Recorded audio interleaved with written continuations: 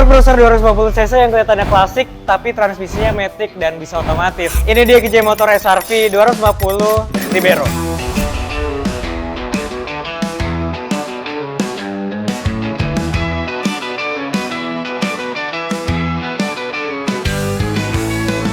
Hari ini gue mau bahas jujur dari kacamata penjual tentang motor ini. Apa sih yang bikin laku dan apa yang bikin mikir dua kali.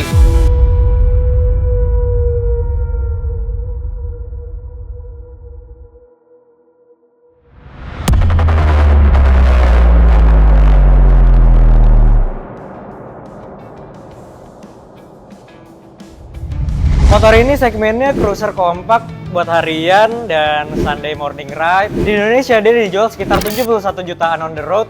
Jadi ini opsi tengah, nggak semahal 300cc twin Eropa atau Jepangan lah. Tapi fiturnya surprisingly lengkap. Kalau ngomongin cruiser, menurut gue yang penting itu proporsinya yang cakep. Pernah nggak sih lo liat motor custom yang menyerupai Sportster tapi kayak terlalu bantet gitu? Kan jadi jelek ya. Nah kalau yang ini enggak.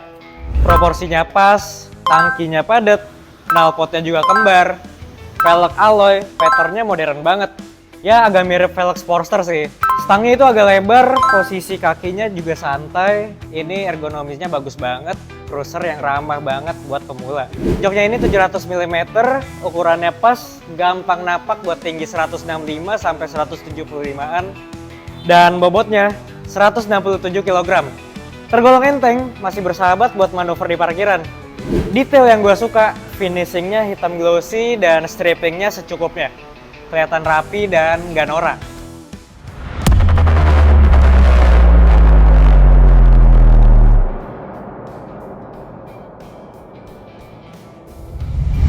Mesinnya V-twin 245cc injeksi SOHC. Suaranya cukup memanjakan, pendinginnya pakai cairan atau radiator.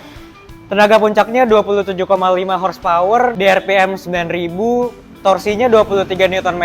Karakternya halus, torsinya enak di putaran bawah ke menengah. Ini motor bukan buat ngebut, tapi cruising 60-90 tuh dapet.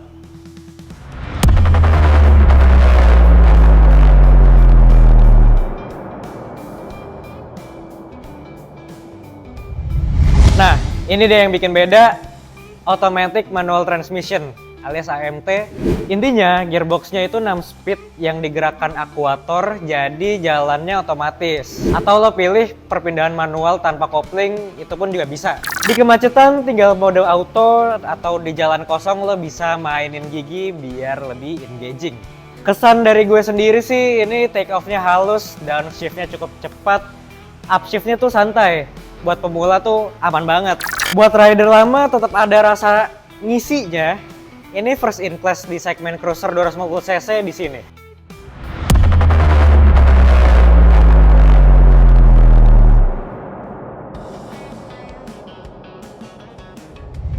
Nah, buat shock depan ini udah pakai USD upside down dan belakangnya dual shock. Buat ban depan ini pakai 130/90 ring 16 dan buat bagian belakangnya ini cukup tebal di 150/80 ring 16. Belakangnya profilnya cruiser, tampilnya padat banget. Remnya juga cakram depan belakang, pastinya udah dual ABS. Buat feel-nya, surprisingly settingan shocknya nggak terlalu keras tapi masih nyaman.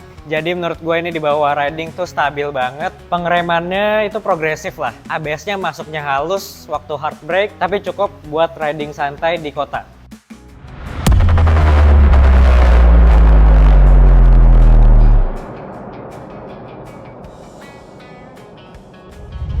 Lanjut ke fitur-fiturnya yang menurut gua modern itu ada di bagian digital speedometernya. Di sini juga lengkap indikatornya, udah TFT juga, ada warnanya. Jadi jelas informasinya kalau siang ataupun malam. Tangkinya 350 liter dengan rata-rata konsumsi BBM 1:30 km lah. Jadi buat komuter harian gak sering mampir SPBU, di bawah touring pun juga oke. Terus pencahayaannya juga full LED dan build quality di unit ini gue bisa bilang rapi. Ini dia fitur-fitur di bagian kokpitnya, ayo kita lihat lebih dekat lagi. Di sini stangnya cukup flat. Di sini ada tulisan KJ motornya dan ini pakai layar TFT ya, digital ya. Ini udah ada warnanya jadi bikin makin jelas kalau lagi siang ataupun malam. Nah, buat di bagian sini, di sini ada buat kontrol si MID-nya, di sini ada buat sen, ini buat klakson. Di sini ada buat modenya. Terus ke sini. Nah, kalau buat bagian bawah ini tulisannya set, ini sebenarnya buat sport mode-nya atau stradanya. Terus di sini di bagian depannya ini ada lampu kontrol lampu dim. Di sini ada buat shiftingnya. Nah, buat downshift ini pencet yang belakang, dan buat upshift shifternya ada di depan. Jadi tinggal ditarik aja. Lanjut ke bagian kanan, motor ini udah dilengkapi dengan traction control. Terus di sini tombol buat starternya, dan motor ini juga ada fitur hazardnya. Jadi ya motor ini cukup lengkap lah.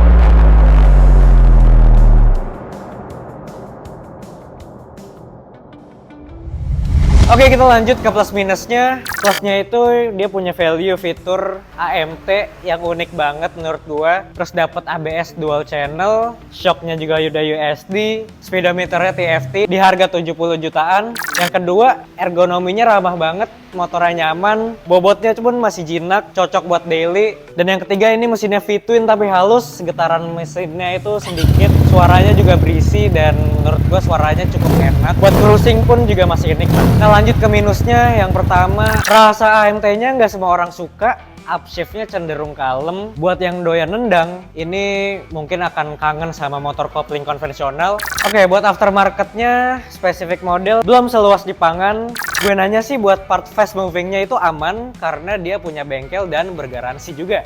Karena ini dia cruiser, bobotnya cukup berat, dan ban cruisernya itu bikin enak dipakai di jalan lurus. Tapi kalau cari yang nakal di tikungan tajam, ya jelas ini cruiser, ini bukan habitatnya.